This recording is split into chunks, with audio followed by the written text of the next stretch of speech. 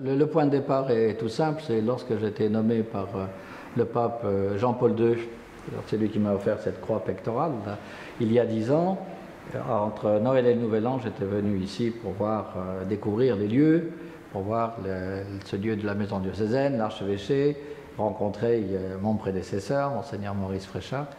C'est là que j'ai découvert, en arrivant dans cette maison, avec surprise, que dans des lieux qui étaient des lieux d'espace public, il y avait encore de l'amiante qui était là. Point numéro 1, respecter un patrimoine. On a un bien qui nous est confié, on a comme mission d'entretenir et de veiller à ce que ce lieu réponde bien à sa mission, premier point. Et puis le deuxième point, il fallait passer à un chantier, à des travaux, de façon à mettre aux normes, de manière à ce que ce lieu n'ait pas à fermer, vu l'emplacement à Auch, l'endroit où il y a l'archevêché, on est tout proche de la cathédrale.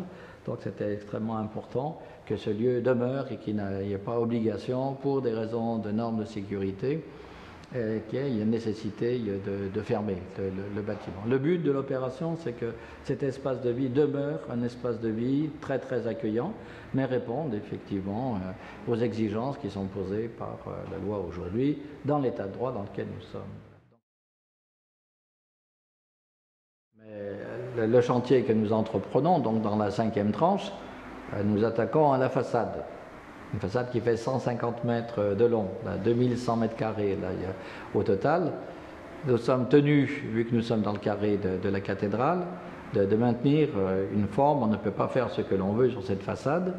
Et de plus, c'est l'occasion aussi de mettre en valeur ce patrimoine que nous avons reçu, bâtiment donc, du 16e, 17e.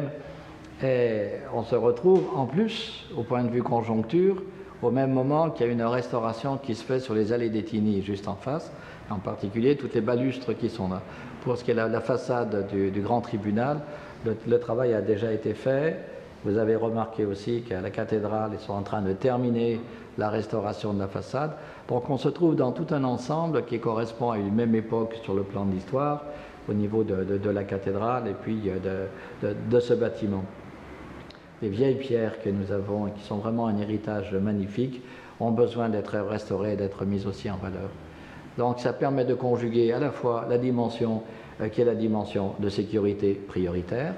On est dans le carré de la cathédrale de respecter les exigences données par les monuments historiques, par les bâtiments de France, en lien bien sûr avec la commune, avec la mairie.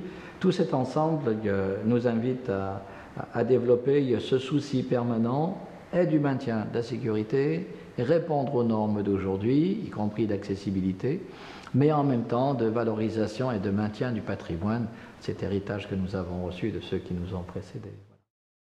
De maintenir cet espace de mémoire. Dans un monde où nous sommes marqués par le zapping, on passe d'une idée à une autre, là, on perd même la notion du temps à certains moments, tellement nous fonctionnons par petites séquences. Ça permet aussi un fil de continuité dans notre histoire. Et regardez ce qui a été fait par ceux qui nous ont précédés, leur générosité qui a permis cette réalisation, le temps où ça a été aussi un grand séminaire, le temps pendant la période de guerre, ce que ça avait servi d'hôpital. Tout cet espace-là, il est maintenu. Et puis, il y a les prêtres qui logent dans la maison, les mouvements et services qui se retrouvent là en bas, les services administratifs font partie de cette chaîne de l'histoire et qui prépare un futur.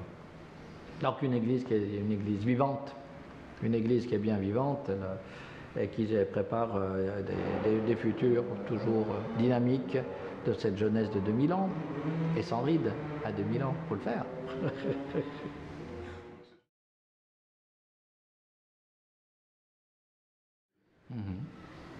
Spiritus, un souffle. Nous croyons qu'il y a un Dieu créateur et qui nous insuffle une haleine de vie, un souffle de vie. L'Église se reçoit chaque jour de ce souffle de vie. Si elle ne va pas s'alimenter à la source, on risque d'avoir des productions, des réalisations qui soient uniquement sur fond humain, mais où il n'y ait pas ce dynamisme et ce souffle qui nous vient du Seigneur.